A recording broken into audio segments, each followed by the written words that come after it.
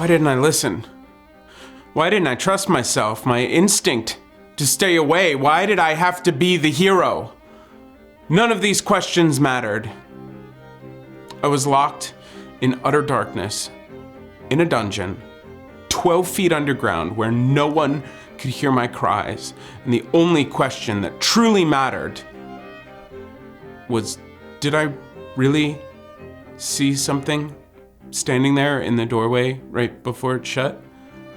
In situations like these, sometimes the only way to move forward is to convince yourself otherwise.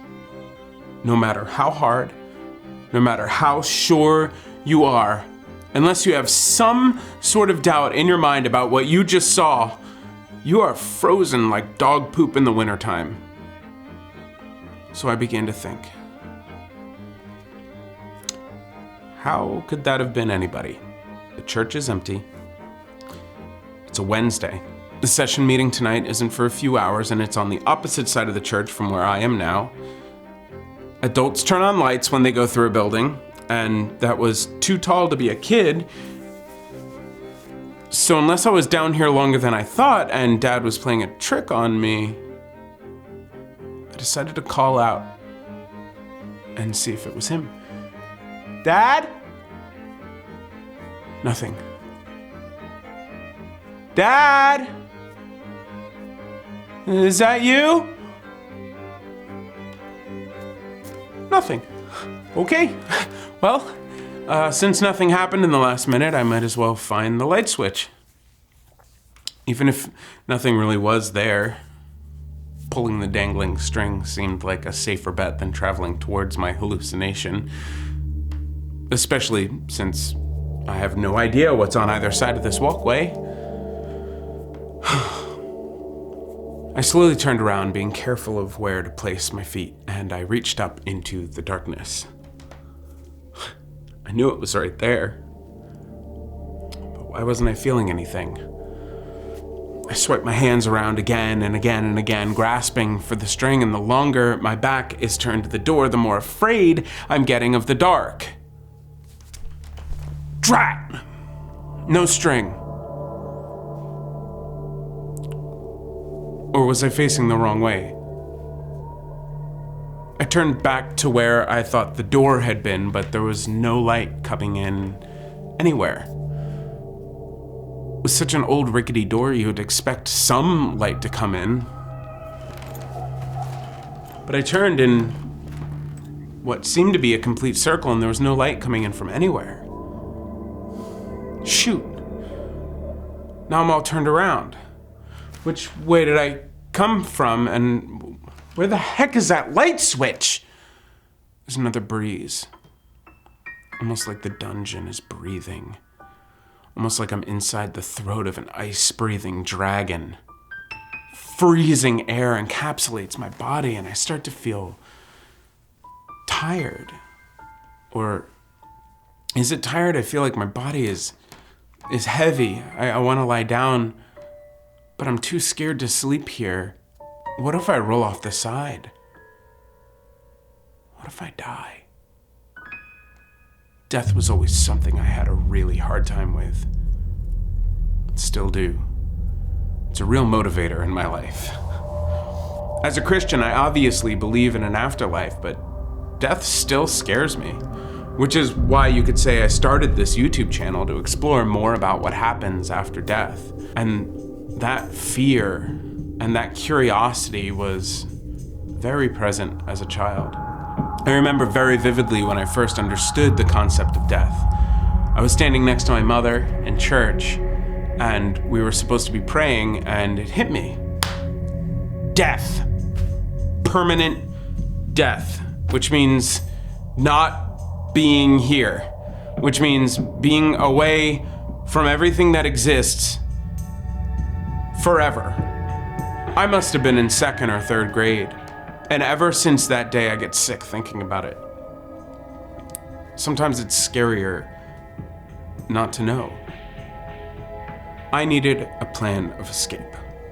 I couldn't just stay in the dungeon forever, so I decided it would be safer to crawl on my hands and knees, and that way I can feel if there's a drop-off in the floor without falling in it. Yes! And I knew where the door was, roughly, so if I didn't reach that and I didn't reach a pit, then all I had to do was turn around. Plans are good. Plans save lives. So I crawled. After a few crawls, my hand came to an edge in the floor, and frightened, I quickly backed away, as if like a hand was gonna come out of the black abyss and drag me down. Okay, decision time. Left or right? Just then the cold breeze blew again, ever so gently from my right. A clue. I remember the breeze was coming from inside the dungeon, so I needed to turn away from the air to get to the door. Genius! I had a sudden feeling that I was going to cry. Not a bad cry, like a proud of myself cry that I get sometimes when I do something I never thought I could, like solve an impossible problem. I just solved the impossible problem of the cold, dark dungeon. Yeah. So I turned left, and I crawled towards the door. I was excited. Not only was I gonna get out of here, but I was gonna have quite a story for the other kids in Sunday school this weekend. But I had to keep my wits about me, so I didn't accidentally fall off the side. So I went really slow. And all was going well until right before I got to the door, I noticed something strange. Out of nowhere, in the black void that was stretching infinitely in front of me, there was movement.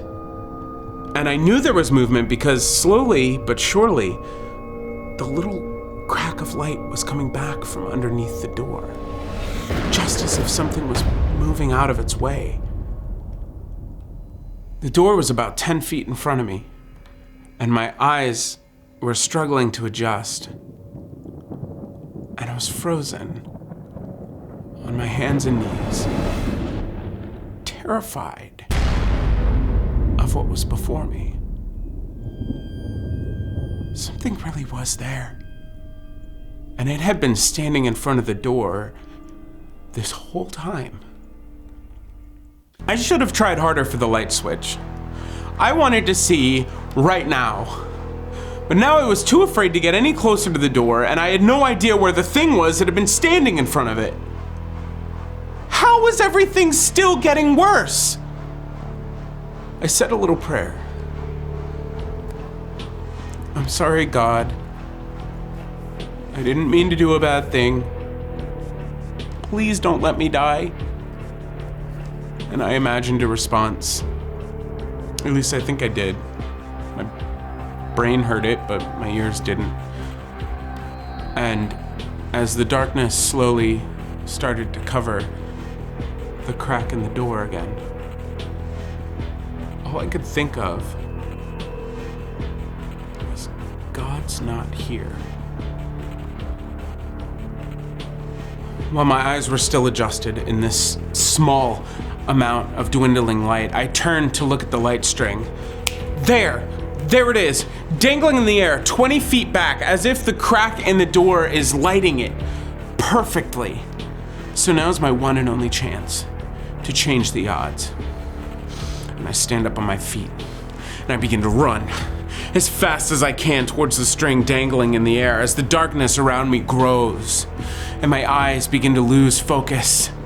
And just as everything goes pitch black, I snatch it out of the air and I pull.